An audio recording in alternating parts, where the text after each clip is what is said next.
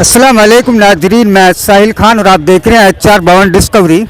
देश के अंदर चुनावी माहौल बनता जा रहा है और ये सिर्फ आपको देखने को मिल रहा है सोशल मीडिया के कुछ प्लेटफॉर्मों पर और टीवी के न्यूज़ एंकरों के उन दबड़ों के अंदर, जहां पर वो दहाड़ दहाड़ कर देश के अंदर सांप्रदायिकता और या फिर जातिवाद और ऐसे माहौल बना दे रहे हैं कि कभी तो वो नरेंद्र मोदी को इस दुनिया का तीसरा वो सर्वशक्तिमान नेता के रूप में देखना पसंद करते हैं या फिर उसे वहीं बिठा देते हैं।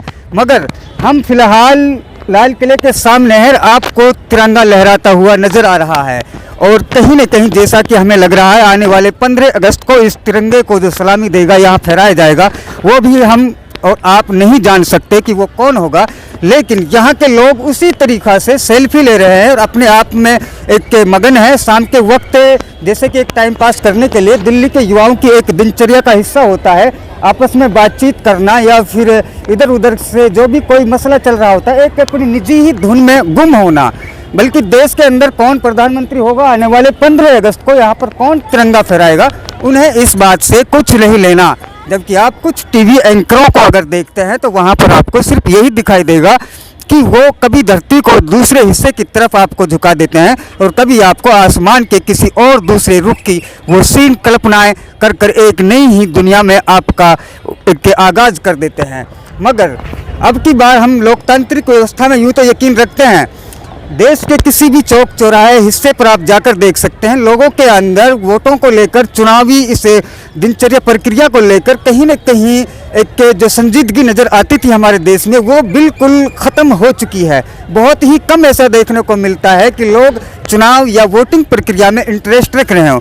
अब ऐसा क्या हुआ है, इसके पीछे क्या कारण हो सकते हैं, उसके पीछे भी एक बड़ी ही रिसर्च का हिस्सा माना जा रहा है। क्योंकि आने वाले वक्त में ऐसे लोकतांत्रिक व्यवस्था वाले जो देश होते हैं, विकसित होने के बाद में ऐसा देखने को मिलता है। क्या हमारा देश कहीं न कहीं किसी पर्दे के अंदर विकसित हो चुका है, जो लोगों की लोकतांत्रिक भावनाओं में जो ये गिरावट देखने को मिल रही है। जब 2047 में देश को विकसित करने का एक एजेंडा लेकर चलने की बात कही जाती है, तो विकसित होने से पहले लोगों का चुनावी प्रक्रिया से रुझान का कम होना इस बात की तरफ इशारा करता है। कहीं न कहीं उन्हें अखंड भारत इस लोकतांत्रिक व्यवस्था से अलग किसी दूसरी व्यवस्था में तो नज़र नहीं आ रहा।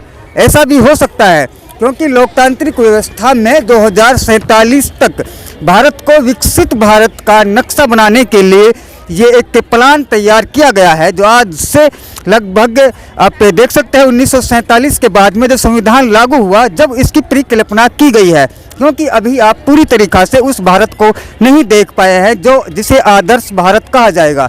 सिर्फ और सिर्फ आप उसकी परिकल्पना या फिर उसका लिखित ही रूप देख पाए हैं। यह भी वो भारत नहीं है। मगर चुनावी प्रक्रिया में लोगों का इस तरीक़ा से मनोबल गिरना, इंटरेस्ट न होना, तो क्या ये इस तरफ इशारा नहीं करता कि लोग यहाँ के अब लोकतांत्रिक इस व्यवस्था को, जिसे अंग्रेज़ों ने इस देश के ऊपर थोपा है, कहीं न कहीं इन लोगों का इंटरेस्ट उसमें नहीं रहा है। क्योंकि व्यवस्था और भी होती हैं। जब भारत को अखंड भारत कहा गया या फिर जिसकी काबुल और अफ़गानिस्तान तक जब भारत की सीमाएं थी, उस वक्त ये व्यवस्था नहीं थी। और भी ऐसे कई कारण हैं और कई व्यवस्था है। तिरंगा तो यूं ही लहराता रहेगा, भारत का संविधान भी रहेगा, यही मूल्य होंगे। लेकिन इस लोकतांत्रिक व्यवस्था को दूसरे नज़रिए से देखा जा सकता है, जिसके बाद में लोग इस व्यवस्था में सिर्फ आस्था ही नहीं बल्कि इसे एक अपनी धार्मिक आस्था के तौर पर मानकर चलेंगे। इस रूलों को ऐसे ही फॉलो करेंगे जैसा कि एक विकसित देश के नागरिकों को करना चाहिए।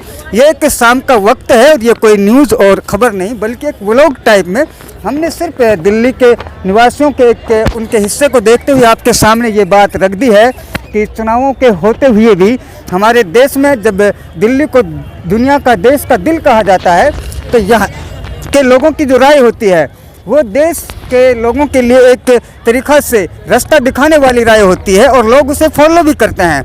मगर जब यहाँ के लोगों का ही चुनाव में इंटरेस्ट नहीं है, तो फिर बाकी देश के लोगों का क्या ही रुख होगा।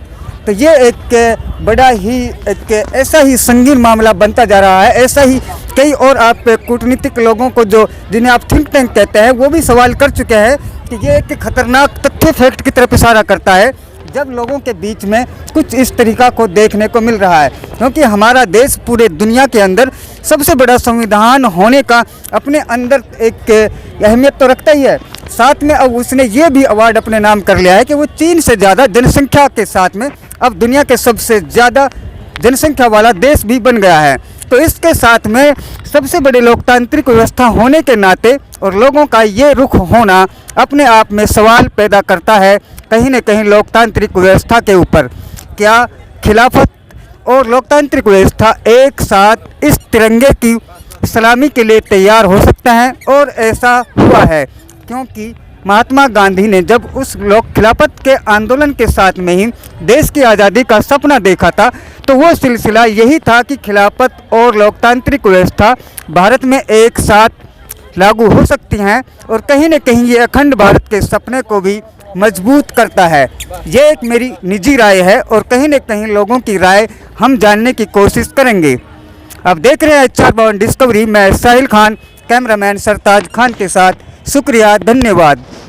तिरंगा शान से यूं ही लहराता रहेगा, लेकिन देखने वाली बात होगी क्या राहुल या नरेंद्र मोदी या फिर कोई और आने वाले 15 अगस्त को इस तिरंगे को सलामी देगा। शुक्रिया, धन्यवाद। आपको क्या लगता है आप कमेंट में बता सकते हैं।